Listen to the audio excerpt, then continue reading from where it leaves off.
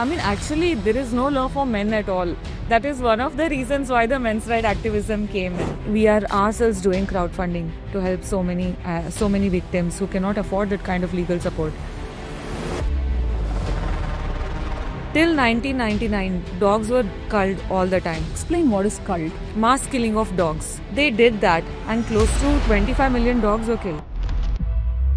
As a pet parent is, be a responsible pet parent. I mean, have a pet only when you know you are able to emotionally support and care for that animal. If you're not able to do that, then you have reactive pets. Those pets are the ones that end up coming into the walking area, jump on someone. That is irresponsible pet parenting. Public can reach out to me for any men's rights stuff, the support that they need. If they are going through any kind of abuse and they need help, I will be able to get them in touch with the appropriate support groups who can help them.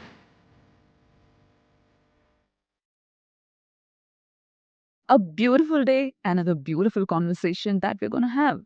Welcome to the Life Grid Conversation. As usual, it's going to be a free flow, unfiltered conversation. And today we are going to have a wonderful conversation with a true change maker, young, energetic, bubbly Sadhana Hegde.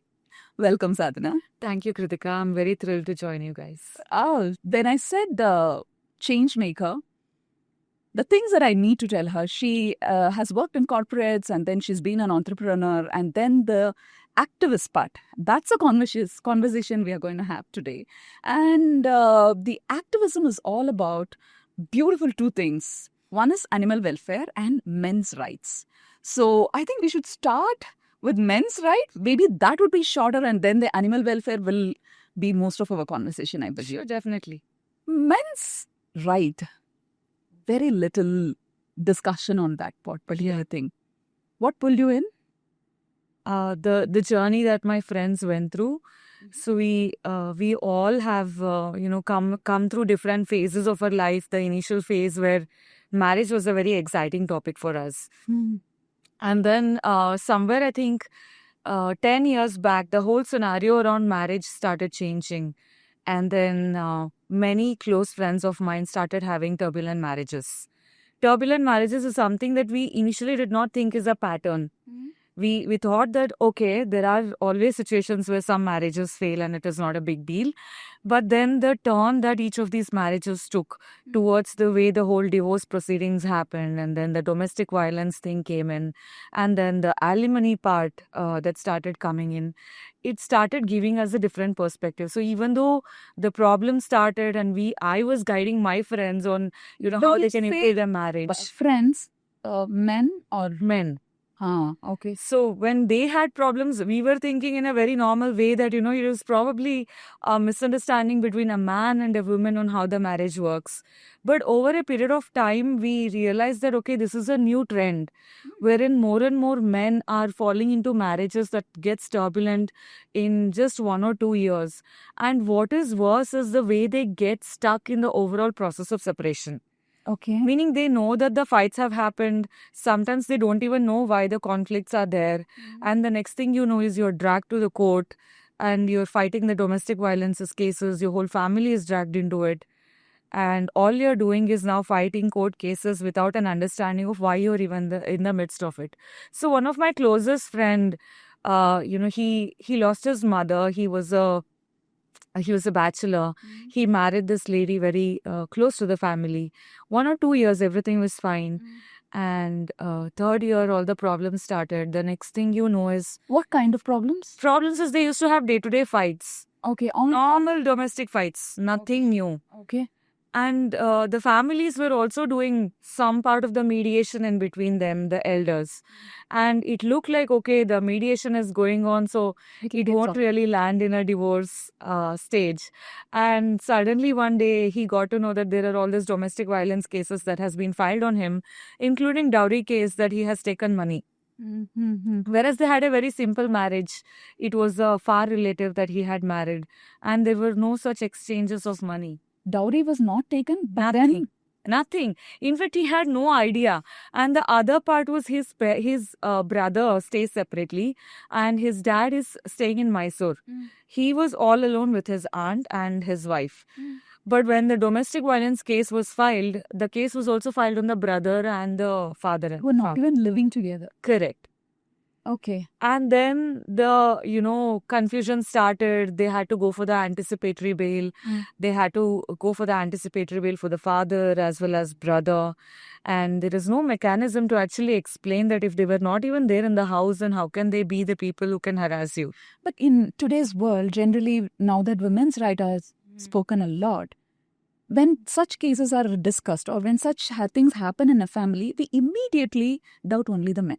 We always put the woman in a soft, ayo papa, she wouldn't have done all these things. We always give the benefit of doubt to the women, the girl in the marriage. Correct. So was that because your friend was involved and that is when you saw the reality?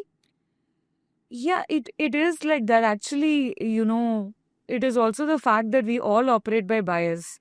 So at the beginning, we were really supportive of, we have gone through phases. Like I was supportive of my friend. Then the fight continued. When the fight kept continuing, then we had this question, like, why is she even doing this? Like, are you sure you didn't do anything? See, you doubted your friend, though you knew your friend for years. In between, we did come to that phase where we did start asking, are you sure you didn't do anything? Like, did you do it? Or is it, what would cause someone to have this kind of a grudge or a revenge to file back-to-back cases? And, 5 years down the line, they have still not been able to move on. And he was selling all his assets and everything to be able to keep up with the court case and hiring the lawyer. And we were also suggesting, why don't we do the mediation to have a mutual consent divorce? Because it is a taken that you both will not be able to live together anymore. What's the point? No point. But it didn't work out that way. The cases kept getting complicated because their lawyers kept changing and their lawyers kept suggesting that, you don't go for the mediation, you don't go for that mutual consent. Are you saying the law is very favorable for women? Yes, you have. Actually, there is no law for men at all. That is one of the reasons why the men's right activism came in. Okay. If we have to look at hardcore view of what our law is there today, there is law for children, there is law for women, there is law for senior citizens, and there is law for animals. But there is no law for men. Men, creed rules. So we thought that they don't need any rule rights or anything. Yeah. But who thought that over a period of time men are going to be victims? And now the very rights and activism goes into acknowledging that men can be victims. Yeah. Okay. That is for you, it all opened up with your friend's case. One friend, and then we start. Actually, that was, 10 years back. It was just one or two friends who were going through it. And then over a period of time, we had more friends having failed marriages. Just 1 year, 1.5 years. And the next thing you know is they're all in the lawyer's office fighting the divorce. And every other person would land in domestic violence case. And I would think, no, I know these people very closely and I know their family. And it's not like every other person around me is trying to be a abusive husband. Now we are telling men that it is okay, you have to speak up, because only when the stats come out is when people know that, okay, other party is also going through trouble. See, even though India has the highest rate of men suicide. Okay. That is not spoken at all. It is not spoken at all. What's the stats say? The stats says 83% men have committed suicide. In 183 are men? Yeah. And what age group is this? So, somewhere below 40. Oh. And the reason would be education, career, or failed marriages? It's a societal pressure. Marriages also are causing a lot of pressure now. It's so scary now for both. Okay, one side it is for women also, there are a lot of unknowns. Now the men also, to get into a relationship and think they don't know what they're getting into. What they see is not what they get. It is really difficult. Even though NCRB did post the data out about men's suicide increasing every year, there is very less media coverage that has come towards that particular stats. And at the same time, there is one thing that we don't acknowledge, that men, even if they go through stress in job, even if they're going through stress in family, they are in places where they cannot really quit their job, quit their work and, move on and say, I'm just going to sit at home and not do anything. That is today one thing women are enjoying for sure. Are the higher segment of people where they're economically well, they can do all things and not Correct. enjoying. But the major section, which is middle class, they are going through the stress, but just And for they, the family, can't handle I have it. Yeah, go we on. have to hold on. And that is where we are pitching for the fact that it has to be gender neutral. You give an opportunity for every gender to come forward and tell them that they were in a vulnerable space or they got through Tell me abuse. one thing, but let's say someone who you don't know, I don't know, someone is going through this kind of a torture. Both men, let's take men for this case. Who do they call and how do they ask for help? And keep it anonymous also and ask for help.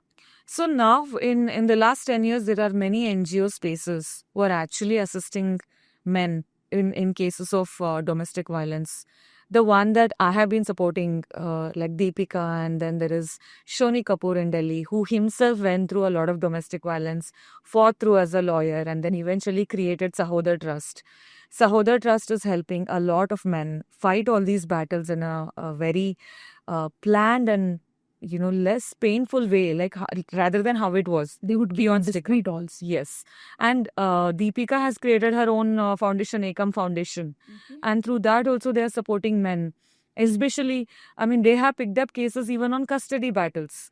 Custody battles also is a very, a small topic, like not many people touch about it. But, we have laws that clearly says the custody of the child has to go to the mother. But in cases of domestic abuse and the kind of marriages where possibly the woman has gone, has an affair or is going with any other person, then even if the kids are very close to the father is not getting the opportunity of maintaining the custody and taking care of them. And that itself is another battle that is being fought as of today in India. And I see these organizations helping so many fathers get the custody of their children. With the help of clear guidance, the legal support that they need, how they need to handle their mental state in this duration while they're fighting, because the battle in India goes for years together. You need to hold on and you need to, think also why you're fighting. So we had all this wonderful sometimes we'll just conversations give with up. them. Now, both women cases or men, when they go through case, many of them give up half the way because of the way our legal system Yes, time. Yes, it is.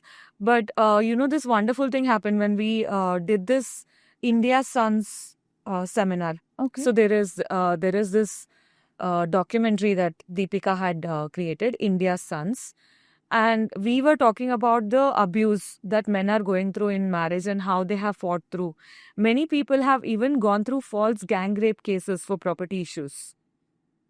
And now more and more states are acknowledging that there are this huge percentage of false cases coming in, serial false cases coming in and all that. So in that duration, many men ask this question to Shoni Kapoor and many other people, why should we fight? When our own family is not acknowledging what we are going emotionally, and our friends are not accepting that we could be victims, then what is the reason? Why should men fight? And then the answer they gave was, you fight for yourself. You know you're right. You know you didn't do anything wrong. Then don't think about the society. Think about yourself. Fight for yourself. And we continue to tell the same thing, that irrespective of whatever gender you are, if you think you have done the right thing and you were put in a place where you didn't really belong, you got to fight for yourself. The problem for a middle class person is only the time and the effort and the money it is needed. I would love to fight. But if it's going to take all this time, effort and resources, then will I focus on my career, on my earning? That is a very interesting topic that touches literally every other issue in India, right? So for a long time, India has gone through the phase of judiciary is not for us. It is not for common people and we cannot afford it. And then we have so many NGOs coming in and stepping in and trying to make legal support an affordable thing.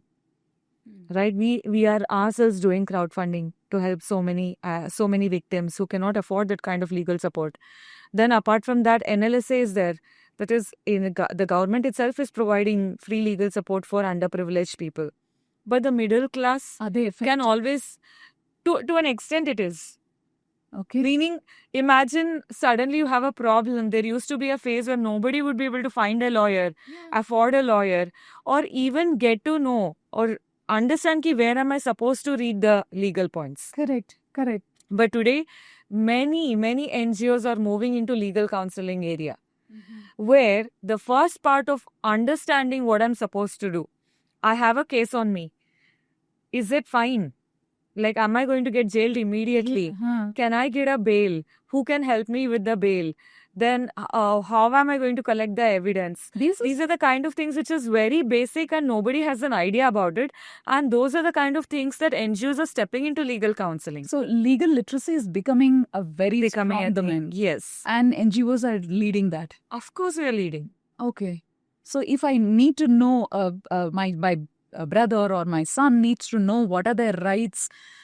Today there is no public content available, public information available. There is, yeah. You will just have to search a little bit. There are channels like Voice for Men in India. And then we have Sahodar Trust working through it. Then we have ACOM Foundation. They are rolling out a lot of materials and they are constantly educating citizens also on the kind of cases that are coming through. Okay. So men have an opportunity to read through these kind of cases also to understand if they are going through any one of them, just like how it used to be for women. Why are we not doing this much more accessible in corporate offices? Because women harassment, women things are happening. But why is no corporate talking about these are your rights and this is how you need to exercise it? There are no sessions happening, whether it is open or closed. Well, there are two things to it. One, even in corporate, the stigma and then the sensitivity continues to remain. So people will be not okay even to attend a session. Yeah. So anonymity is very important. In some places, they are comfortable. But in most of the situations, people are not comfortable. And the government also has to put in some effort, meaning there is so much of posh training that happens, prevention of sexual harassment.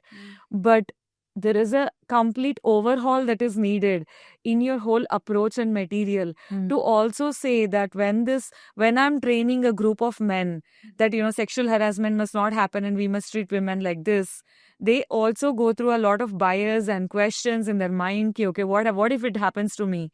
How am I going to handle it? Now that there are more cases like that, false workplace harassment cases, we are definitely pitching for that also, saying in corporate also you need to talk about these topics.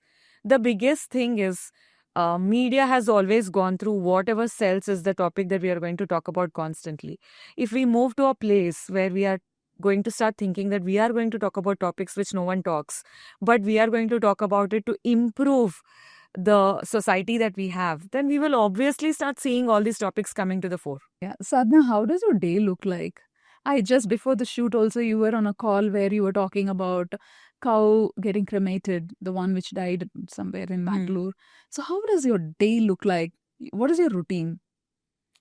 The routine is a very complex one. Actually, so I can tell you how Sahavartin itself got created and then how we have moved into how we're handling issues.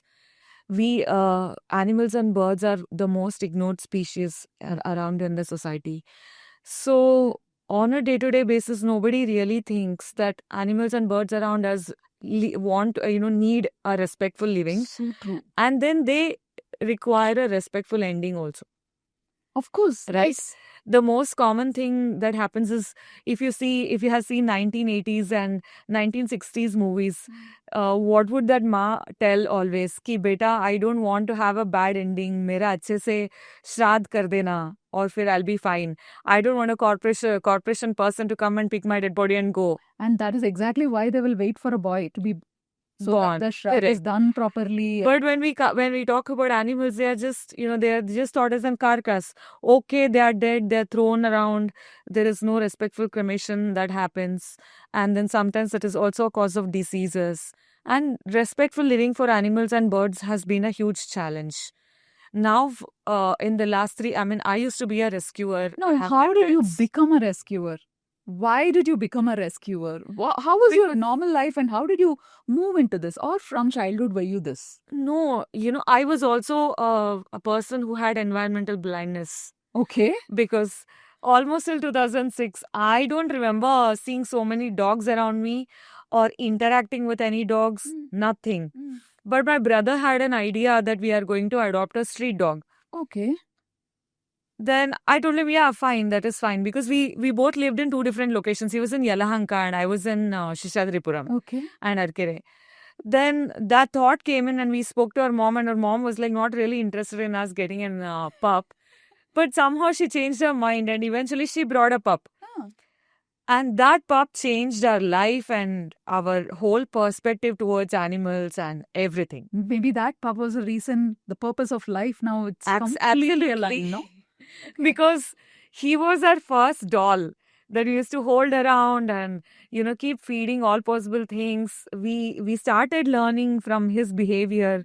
How does he react when he's not well, what he eats, what he likes, what to do when his hair is shedding, where to get the vaccination, how to convince him to do things. So you were the dog parent or pet parent. Typical. Huh? First we used to dote on him so much, we were obsessed about him.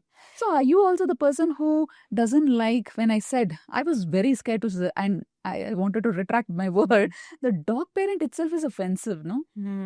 I don't know.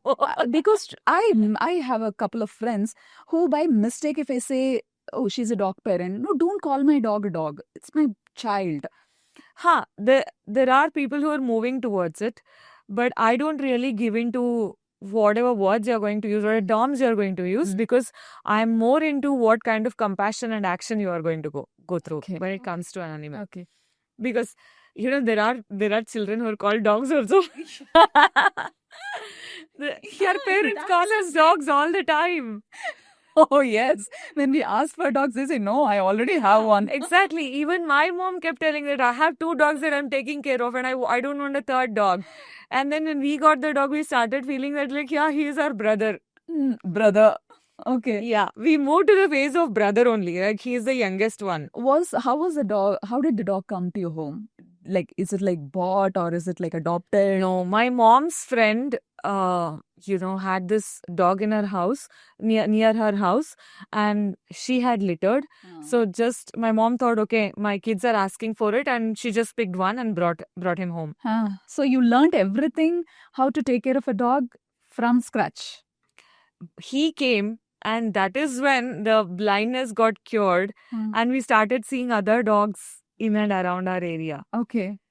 Then everything changed because we always say this thing that when you have a pet, when you adopt any species, either you totally fall in love with that pet or else you just totally disconnect. And it's a namesake thing that happens. So for a lot of people who you seek, who comes into activism and everything, it is very much like how as soon as you become a mother, you know the concerns of a child. Yes. And the society that your child has to be in and all that. In the same way, the minute you have a pet and then you fall in love with that pet, then you know that, okay, the world opens up. World opens up. You are able to communicate with so many animals and birds around you. And you now understand what are the challenges that they're going through. And then you are moving to a phase where how you can make it better for your pets, how you can make it better for others. Okay, that was like a normal story that you had. A pet came and you started looking at, but how did the Sadhana, the rescuer, became? 2006 itself, it's a very interesting phase for us in Karnataka, because till 1999, dogs were culled all the time. And can you explain what is culled? Culled is killing. Okay. Mass killing of dogs. So if you kill a lot of birds also, they call it culling. And for dogs also, we call it culling. And India was going through that particular phase where they had a lot of dogs. They didn't know how to handle rabies. They did not know how to handle so much of population. And they decided that they're going to keep killing their dogs. And they did that till 1999 for a long time. And it didn't really derive any question asked. Dogs can be killed. Yes. Okay. They did that. And close to 25 million dogs were killed. Huge number. Huge number. And normal people didn't know? They knew it. No, not the pet parents. No. Normal people knew it. Because everybody keeps complaining that they have too much of dogs and all that. And so that is how the culling happened. Then in 1999, they realized that, okay, we are not really leading to anything. No matter how many dogs we're killing, the population continues to remain. So we need to have some other solution to it. And that is when in 2001, the animal birth control law came in, saying we are going to neuter and vaccinate the dogs and that is going to reduce the population. 2001 that law came in, and the implementation did not really happen so well. So I know somewhere in 2006 to 2007 time, in Bangalore, the culling started again. Okay. So that is the exact time when I had my pet, and I started seeing the dogs in my area. Then I started seeing that, okay, corporation is coming and picking the dogs. So I had this one street in who used to sit in front of our house. I had named her Lisa. Lisa got twice, and both the times I had to go and tell them, no, we are taking care of Lisa. We don't want you to pick her. Then they left the dog and they went. But till 2007, when all these things was happening, even then we were not aware of it. Okay. There was not so much of news and familiarity and all that. And animal activists were already working about it. All I knew is I wanted to protect Lisa. That's all you knew at that time. Yes. You didn't know what is activism called and And what why do they are do? picking, where is the dog going, nothing. So then Lisa came into life. Over a period of time, there used to be always some dog, some cat that is stuck around near her house and requires treatment. Then the search for calls to NGOs asking for people like, where is the veterinary clinic? Who should we go and get help from? What should we do? This kind of information is already missing. And I used to do everything from my capacity, like how I can handle. Then there were a couple of NGOs who would take almost in the end. Last 3 or 4 days is left for the animal to survive, and then they would do it. But in front of our house, as we kept growing, we have seen every time there is a litter, X number of pups die. You know, it's raining, they don't have a place to go. And we would keep calling the NGOs asking if anybody can help. As What the awareness, what they used to react for your calls, respond? no capacity, no, we don't take pups. Oh, okay. And what they used to take? Injured dogs, but even if there was an injured dog, they wouldn't really come. The search for the ambulance, the try to have them come and pick the animal used to be really complicated. At one point of time, we all used to give up hopes only. And then we would take them to the veterinary clinic, and then if they say that, okay, this dog is almost gone, then doctors only would suggest us to put it to sleep. And we would do that, we would finish the cremation and we come back. Then comes the next dog. So that is how our life was. Endless. Yes. And we did not have a government system also who was really focusing Exactly. on... My question was, see, I don't have a pet, so I don't know anything. But when I see a dog dead on the road or anything, I really don't know. I always think it is somebody else's responsibility. Yes. I don't even feel like, should I call someone or should I do, who do I call? I'm like, I don't know anything about it. I just pray, okay, this particular soul has been released maybe into a different thing. I take it in a spiritual thing. I just pray a second and then move on in my life. But what can I do? As of today, we have improved a lot. But back in 2010, there were no hospitals, there were no government facilities that were available, wherein you can possibly take the dog or possibly get help for the cow that you have seen is injured. So we would always, put in our money. I was working in Accenture back then. So from my salary, whatever I can give, the animals that are there around my area, I would really go and help them. Okay. That is how the whole rescuer role came in, that I have my pets, but if I see any animal in distress, I will try to do whatever I can, finding the nearest veterinary clinic and all that. So another thing that happened was, I had my pet and I was searching for a family doctor for my pet. And that is how we used to go and search for veterinary doctors. And whoever is the veterinary doctor who is treating our pet, eventually they only used to start helping us with all the rescues. Okay. And there were so many veterinary doctors available back then also who would treat pro bono cases. Like you really find an accident case somewhere on the road, 1 or 2 cases they will still do pro bono. Which would mean the least you can do is pick the dog or pick the animal and take it to the veterinary clinic and you will be able to get the help. Okay. That is how we survived. And then the network and the community started growing. Awareness started growing. So more and more people have started doing this rescue stuff and all that. And I was also not full-time into rescuing because it is limited capacity. And it's a foster fail kind of a thing. Like, an animal comes to you, you treat for 1 month or something, and then the animal is all fine, but you already have a bond and it will not go away. So the family is just growing. Yes. Okay. And then managing them, shifting to houses where others are okay with animals, all of that becomes a Finding a problem. home for them. Absolute difficulty. So till 6 years back, that is how it used to be. Then from my capacity, 1 or 2 pups come in, one pup somewhere I get it and I rescue and I keep it. That is how it was. Then 6 years back I quit Accenture. Then I explored the whole baking stuff. I was a baker, home baker, and then somewhere 2 years later, there is this dog that came in front of my house and she littered some 11 pups. And in a week's time, she met with an accident, so she was not able to give a breastfeed. Then I took over as the mother for all the 11 pups and started caring for them, Feeding bottle. feeding and all that. So 11 led to 20, 20 led to 30. So you never know. You know, the rescue thing is just like drug addiction, because the minute you start seeing pain, you feel really bad for the animal and you want to do something for it. And next thing you know is you are hoarding all possible animals around you. And How did your family support you on this, or what was their role in you being the rescuer? Sometimes they used to curse me, but many times they helped me big time. Like, see, if we have that many pups, we need to feed them every 2 hours, clean them every 2 hours, and all that. So my family was very supportive of helping because we all love dogs. It was really nice, but then they were also vocal that it was very hectic, that we cannot survive on this for a long time. So with her, we named her Shanti. So 9 pups got adopted, 2 remained. That is the duration when I got really active in social media to be able to get the dogs adopted. Okay. Then another 1 year went into doing hardcore indie dog adoption. Okay. Helping people, doing all the camps and everything, because I started feeling that, we cannot keep picking dogs from the street. We have to do something where they are fine where they are. Okay. And it must not be something where I'm going to give you a safe environment by bringing you and protecting you in my home. Okay. Then that whole thing transformed into me promising myself that I'm going to stop rescuing and we are going to work towards fixing the system.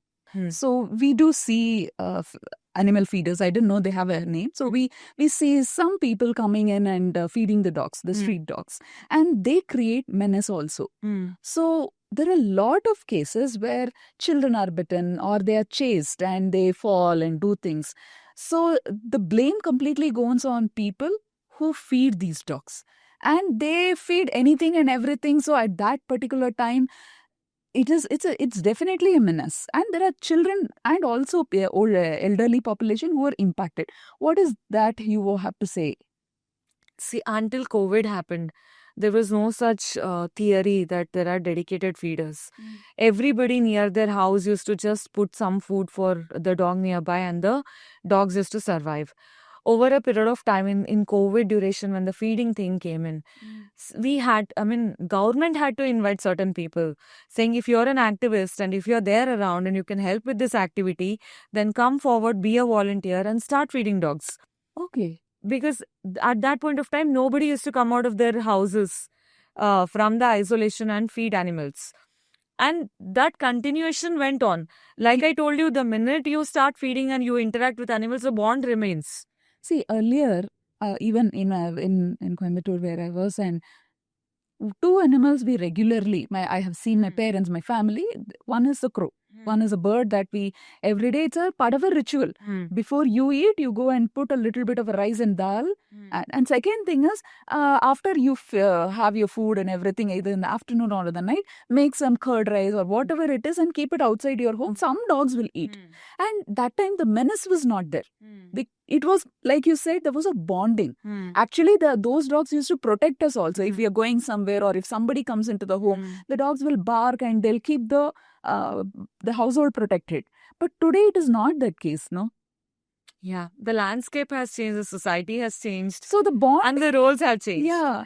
The thing See, is, it's not that I think the common people are not saying don't feed the dogs, but feeding the dogs makes the dog in the area, and it is like not 1 or 2. Sometimes it's 8 or 9. A 5-year-old and a 10-year-old who comes from the school bus and comes to the home gets impacted. There are traumas happening. I have witnessed such things. How do you talk to that parent? And that parent will not have any kind of an emotion towards the dog, or they will have only kind of a bitterness towards the people who are feeding. Yeah, I would answer that at a multiple level problem. That is a relevant problem that we have. See, as and when this whole process came in, that more and more rescuers are being aware of what are the kind of animal laws that are there to protect, and more legal literacy improved. That is when the feeders felt quite empowered that okay, they have a right to speak for animals. And society also has transformed in such a way that their interaction with nature has reduced over a period of time. So 3 years back, we could still find comparatively more people who were open to the idea of seeing dogs around them, cats around them, and they would not really panic. But over last 3 years, everybody has moved into such a safe space, obsession of safe space. Even though we don't have anything called as safety in our life. You've gone silo. Yeah, there is danger in every way. Even if I keep telling that even if you don't get bitten by a dog and die, you will die by accident. You will die by poisoning. You will die of pollution. Yes, it is just about how Painful it's going to be. Yes, How scary it going to is be. when you get bitten.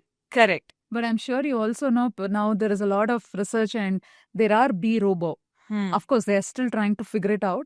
But then they already know someday or the other extinction is going to happen. There is a bee robo which is almost doing everything. Yeah. They are still fixing the pollination bit. But how are you going to do it? Then you will have to bring a robot plant, is it? We don't know the future. We don't know the future. Yeah. Tell me one thing. We such passionate, like one side, these passionate people and the street dog problem. How can this be balanced? So much they spend today. I think it's very expensive to raise a pet than a normal human child. Correct. How can this be bridged? How can the pet parents help or show their affection and love and solve this problem? Probably. I would say community ownership. We have to work very aggressively on community ownership. Going back to our own practices. There are so many places where we have gone back to own practices. If we have done that, then why not now? For example, in 1980s and all, we all used to carry our own bottle, our own food, home food, right? And then we moved on to there is a vendor. Yeah, there is a ready have a bottled water. Yeah. And so we started moving into single-use plastic and then drink water anywhere, then eat food anywhere and all that. Then we ruined the environment for 30 years. And Now we are moving back to saying everybody, Sikkim going for wooden bottles. And then everybody is saying that, you carry your own bottle, becoming a trend. Then carrying your own food is becoming a trend. Saying, there is color in kebab, there is color in gobi manchuri, and then there is color in some other product. So I don't want to use all of that. I want to eat healthy. And the next thing you're doing is you're carrying your own food. Right. In the same way, every time we go against nature and we say we are not going to learn, today there are a handful of people who are still telling you that there is time. Go for community ownership. Go back to our original practices because that is how we cared for environment. We don't want to listen. Nature is going to come back and hit you. And then when it hits you, you see the imbalance and you will learn. Before that hits me, as an individual, I'm a pet parent. I love pets. What can I do also to support the street dogs and support organizations like you as an individual?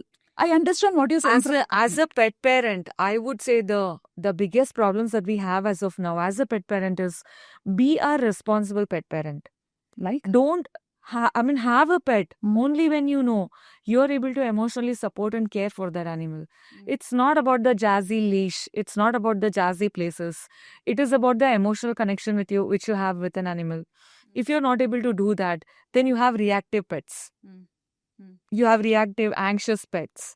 Those pets are the ones that end up coming to the walking area, jump on someone, land in some injury and all that. And the next thing you know is you're thinking you're going to keep the pet or you're going to leave it and you are going to abandon it. That is irresponsible pet parenting. Or sometimes you have created so much stress. Is there a place where I thought I would love a pet, and I had a pet. And after a year, I realized not my cup of tea because of so many genuine reasons. What do I do with the pet? How do I? Who do I give the pet to? Is You there an can't give it anywhere. organization? You can't give it anywhere because we are already overwhelmed. That first of all, just like how free roaming cattle started, free roaming dogs, the dog population that is there today, it is also a factor of all abandoned animals. From pet parents, possibly, Yes, who impulsively bought it, or there is no possibly. It is pet parents. I'll tell you that there were only street dogs. How did they become street dogs? Because someone bred them, abandoned them. Even today, breeding industry keeps going on, and people make decisions that I want this Labrador without knowing the energy of Labrador. If you see anyway in animal history, animals are bred for a reason. Okay. Take any species. Okay. In cows only there are tons of species. And even there we are talking about not breeding Jersey cows because they are not helpful. You need to have the nati cow and not the farm cow. Then you have nati beans and farm beans. Then in the same way, nati dogs and farm dogs. Dogs, yes. Then there are hunting dogs. Then there are friendly dogs. So the species and the genetic build is based on that. You need to understand that do you want to have a pet because you want to have an emotional connection, or do you want to have a pet because it is just a show off and it's a factor?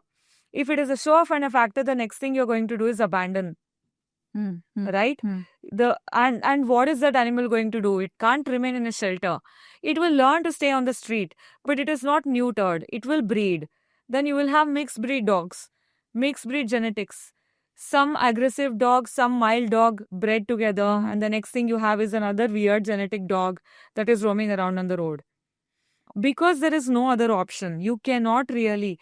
You go anywhere in the world, every single country is selling the same thing, that if you cannot handle a pet and take it till the end, don't have it. Don't leave them in the shelter, because then there is no other option than putting them to sleep. Yeah. And that's not good for anybody's karma. At least in India, where we talk about so much of karma, it is not at all a good idea. Because you are creating the suffering for an animal. It did not ask to be bred. You wanted it and you took it. For example, let us say every year animal activists keep telling that don't do any movies on animals.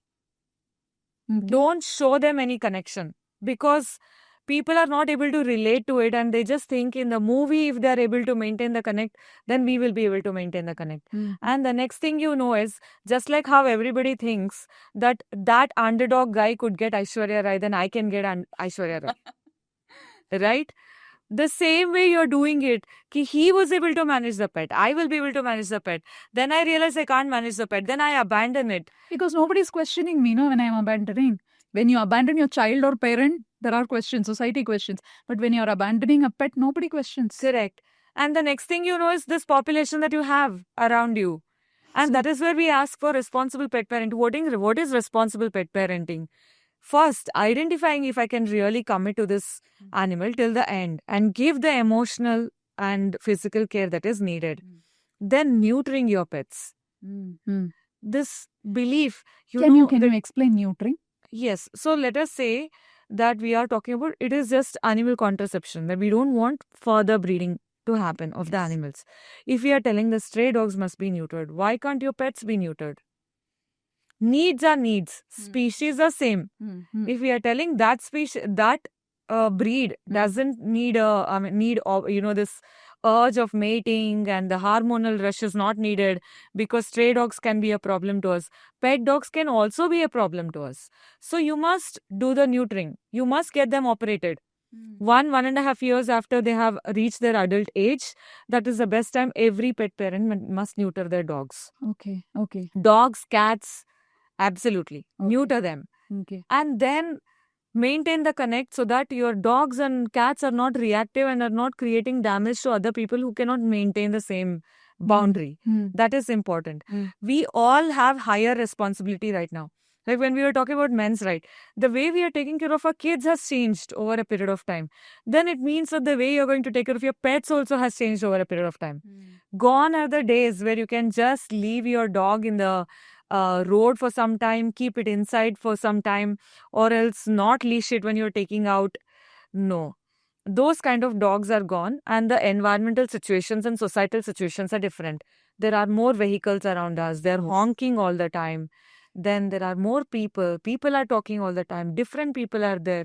Pets also react. And then comes Deepavali kind of a thing where they are harmed. So pets are reacting, but pets can at least go back home. Dogs, the street dogs don't have a place. The cows don't have a place to go back home. And that is why they are there on the road. And then you keep telling that I don't want them. Where will they go in an environment? Every time you break an ecological chain, the imbalance is what you have to deal with as the consequence. We have broken the chain in the past, and today we are seeing these many dogs. And we are moving towards breaking the chain again so that we can have more animals to bother us. For what all purposes and what all needs can I reach out to you? Can public reach out to you? Public can reach out to me for any men's rights stuff, Okay. the support that they need. If they are going through any kind of abuse and they need help, I will be able to get them in touch with the appropriate support groups who can help them. Okay. Then we actually want, if you're a donor, or if you are someone who is like, I heard Sadhna Hegde for 1.5 hours and I think I can be the catalyst to improve compassion around my area and I'm going to do it in any way, then they can get in touch with us so that we can come, we can talk to more people, educate them. If they're open to the ideas, then we would like to spend time with them. Okay. Then apart from that, if you are an animal caretaker who is looking for help and resolving issues, then they can get in touch with us. And if you are a citizen who has a reasonable influence in your community financially, or your community listens to you, then we want you to join us so that we can amplify our voice. Okay. And put it as a reasonable voice. For example, you see Jain community, they all believe in the fact of non-violence and caring for animals and birds around them. And they have protected and preserved that particular thought and value for such long time. The generations after generations, are teaching their people that you must remain compassionate, and this is our duty to remain compassionate. And then they're spreading that word. So we need more people like that in our communities who can come forward, highlight the hypocrisy, or give us a platform to highlight the hypocrisy. And that we are able to, even bring 1 or 2 people to inspire and make a change. That is what is really important for us. So anyone who wants to work in this space, physical or even mentally, on any form kind of a support, or financially, yes, you can reach out to us, because we are our 5 goals are empowering animal caretakers, creating awareness to make you understand why coexistence is important. Then we are working with BBMP and we are working with many other municipal bodies one step at a time to be able to implement animal programs and also help the municipal bodies at the ground level to be able to define policies with a rationale of understanding how you can be compassionate to both the parties to be able to do things right. Then policy making, we are helping with policy making, and we ourselves are helping with legal interventions. So we are a legal entity where we want to interfere whenever we see that there is an unfair decision that has been taken that is going to impact animals and the environment. And at the same time, the free legal counseling that we are providing to animal caretakers if they cannot afford. Okay. A lot of people are not familiar with going to the police, or they don't know how to go to the court. What are the documents that is needed? That is one thing. And second thing is, they don't even know how to handle that particular situation when so many people come, mob them, harass them, and they may end up in a place thinking they are the only one who is going through this whole situation. And that is the exact place where we want to support them in whatever possible way to be able to deal with it and then eventually go back and live in that community and manage. That is the whole idea of creating Sahavartin. Okay. And this is our 3rd year as an organization. And our, I would say my team is my biggest strength. How are you funded to all your activities? That's an interesting question. I was just thinking, should I ask this question or not? But I think I'm sure people watching this will definitely have a question. I have passion and everything, but I do not have the money to do all these things. Maybe somebody has time also. Actually, I would thank you for giving me an opportunity to answer that question. If you see in the CSR rule that India has brought in, animal welfare is the lowest funded activity. Oh. Even when you are talking about environment, unfortunately, a lot of climate change discussions and carbon footprint discussions and so many other things comes without considering animals and birds as a benefactor or a stakeholder. Right? You're doing your school education, but then if I add environment in it, I'm only telling you water, air, heat. But even the most ambitious urban heat wave projects does not have animals and birds as a victim. Animal welfare. Completely. Habitat displacement. If you see the range of forest encroachment that is happening today, lake encroachment that is happening today, someone is spending their personal money and reviving everything. Right? And still, animal welfare is the lowest funded, sometimes at 200 crores or 300 crores, or the max they fund overall in a country is 500 crores. That is not enough to save animals and birds. Now, you dive in further than that, animal advocacy is not at all funded. Okay. Oh, okay. In CSR also. You are specifically operating in that area. Exactly. Animal advocacy is not something that can easily come under your impact assessment area. So CSR, the corporate funds are not open for you. It doesn't come. It takes a lot of convincing to people. Our organization is young. It's 2 years old and we will be moving to the CSR part. But the only way we can get funded is if there is an NGO that is actually doing animal rescues. From there, we need to ask them if they can come to advocacy. But what we tell everybody is, how about treating, why always the money is going to treat the victim? How about not having the victim at all? Sadhana, the thing is, we are in a stage where we don't care for prevention. Yes. We are okay to spend on the cure. Correct. So I think the same. And what I keep telling all the donors and everybody is, there is this beautiful saying that our strength does not lie in appreciating someone's resilience. It lies in making sure that they are not in that vulnerable place. So, if you put someone in a vulnerable place and they fight back, then you call them, oh, you're so resilient, this is appreciated. But how about not putting you in that place at all? How about not making you fight for your basics? Very, very genuine ask. It is, I would love to have a similar discussion maybe 2 years down the line or 5 years down the line, again and again. And I really see how the landscape changes. Exactly. I would like to see a sadhana who says, now things are better, I would like to hear that from you. I would day or the other. Actually, we want more and more donors, industries, whoever is thinking of any social responsibility to do 2 things. Think beyond humans. Because even if we have been able to, in 100% CSR poll, we have been able to find 50% of the donors focusing on school education, women, tribal people, and technology, then make space for another 50% for animals and birds and everybody, because you like it or not, they are helping with decomposing every day. Yes. You help it or not, they are helping with seed dispersal every day. That food that is coming to your plate, some animals help, some birds help. So why not move to your CSR, wherein you start understanding that I will focus on protecting animals and birds also. Not in cages. Not in cages. Not in cages. Not in shelters. But the coexist the place where they are, just let them be. Don't ruin them. Because they don't have a requirement for this house, for that vehicle, for that ego, for that pompous celebrations that we have. The single-use plastic, animals are not asking for it. Birds are not asking for it. We are doing it. We are ruining it. So then blaming them and again playing victim also doesn't make any sense. Whatever industrialization we are doing, we must also understand that industrialization alone cannot help you survive, agrarian industry has to come forward. Agriculture must remain and thrive, and the forests and other natural habitats must also thrive. Yes. So more and more donors and investors must come to that Think particular beyond front. human is Yes. the tagline. Yes, think beyond human.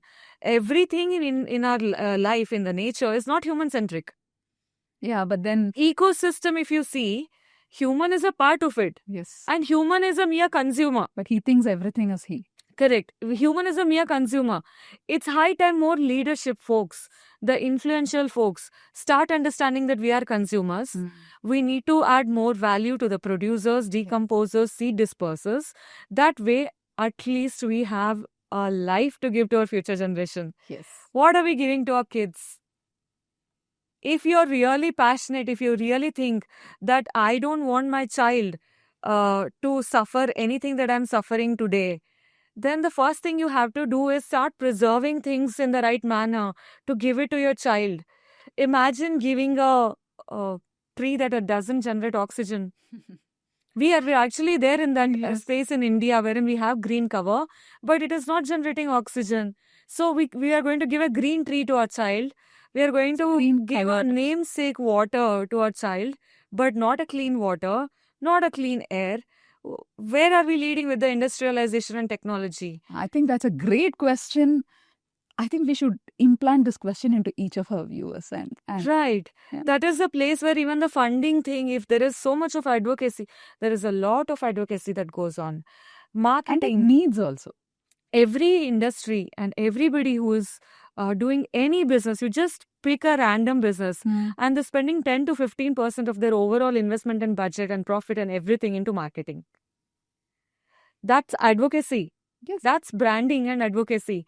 Then in that case, if we have to educate more people about the problems that we are facing because of our actions, if we have to educate more people about the consequences and danger, then we need that kind of financial support from more people by saying that, yes, we are going to fund advocacy. We are going to make space for that. And the more we are able to advocate, the lesser, casualties and other things that is going to happen. Sure ultimately, someone that's going to happen. Animal advocacy is a great place to start and a preventive place to start. Right. Environment advocacy is different from animal advocacy. At least now, after this 2-hour cousin, I'm sure to understand that animal advocacy is a mandate to coexist and thrive together. Correct. If our ancestors have done it at a time where there was literally no medicine, no vaccine, nothing to prevent. So if you had a bite, you didn't even have a hospital in 5 kilometers radius to go and get the treatment immediately. And all the issues that we are flagging about dangers of being with animals, no, our ancestors should have asked that right question. Because they did not have any capability at all, capacity. Today, we have hospitals at every nook and corner. Health is available for you. Health benefits are available for you everywhere. And the ARV vaccinations are available. Vials are available in the nearest ward of yours. So what you can do is accept that conflicts are inevitable. Yes, yes. And then do your bit in community caring so that if our ancestors could thrive, we will also thrive. Yes. We have better equipments to thrive. Yes. So compassion should not be a challenge. That is our goal. So I feel that I have that kind of skill to be able to communicate and tell people that they've got to be compassionate and spread compassion, and I'll continue to do that. For sure. And all our wishes and all our support in whatever way possible is with you. And thank you so much for opening up all our hearts and eyes and our ears to things that we usually don't hear much. And I'm hoping this conversation reaches the right people and you get the right kind of volunteers, the support in all ways possible. And we would really love that. We are open to all kinds of support that is going to come our way, because no matter how much you get the support, even to save a smallest life, you need a village. Yes. Right? And we are building a village and you're all welcome. Thank you. Thank you so much. And it was a great pleasure. It was an eye-opening conversation for sure, honestly. Thank you so much. I'm so glad we could. Thank you.